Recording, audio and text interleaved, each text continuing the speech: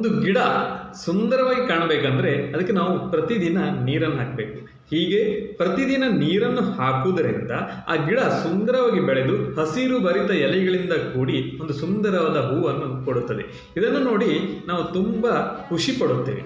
ಆದರೆ ನಮ್ಮ ಕೆಲಸದ ಒತ್ತಡದಿಂದ ಆಮೇಲೆ ನೀರು ಹಾಕ್ತೀನಿ, ನಾಳೆ ಹಾಕ್ತೀನಿ ಅಂತ 4-5 ದಿನ ನೀರು ಹಾಕದೇ ಇದ್ದರೆ 6ನೇ ದಿನ ಹೋಗಿ ನೀವು ಆ ಗಿಡವನ್ನು ನೋಡಿದಾಗ ನಿಮಗೆ ಅಲ್ಲಿ ಎಲೆಗಳೆಲ್ಲ ಉದುರಿ ಹೋಗಿ ಈಗೇನು ಬೀಳುವ ಪರಿಸ್ಥಿತಿಯಲ್ಲಿರುವ ಬಾಡಿ ಬೆಂಡಾಗಿರುವ ಗಿಡವನ್ನು ನೀವು ನೋಡಿ ತುಂಬ ದುಃಖನೋ ಅಥವಾ ಬೇಸರ ಪಡುವ ಸಂಗತಿ ಎದುರಾಗುತ್ತದೆ.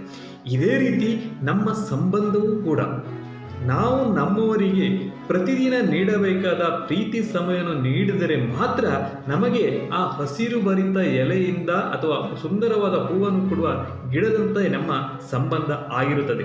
ಆದರೆ ನಾವು ನಮ್ಮ ಕೆಲಸದ ಒತ್ತಡದಿಂದ ಇವತ್ತು ನಾಳೆಯೋ ಅಂತ ಪ್ರತಿದಿನ ನೀಡಬೇಕಾದ ಸಮಯ ಹಾಗೂ ಪ್ರೀತಿಯನ್ನು ನೀಡದೇ ಇದ್ದಲ್ಲಿ ನಮಗೆ ಸಿಗುವುದು ಆ ಬಾಡಿ ಹೋಗಿ ಈಗೇನು ಬೀಳುವ ಪರಿಸ್ಥಿತಿಯಲ್ಲಿರುವ ಗಿಡದಂತೆ ಇರುವ ಸಂಬಂಧವೇ ಹೊರತು ಒಳ್ಳೆಯದಂತೂ ಸಿಗುವುದಿಲ್ಲ.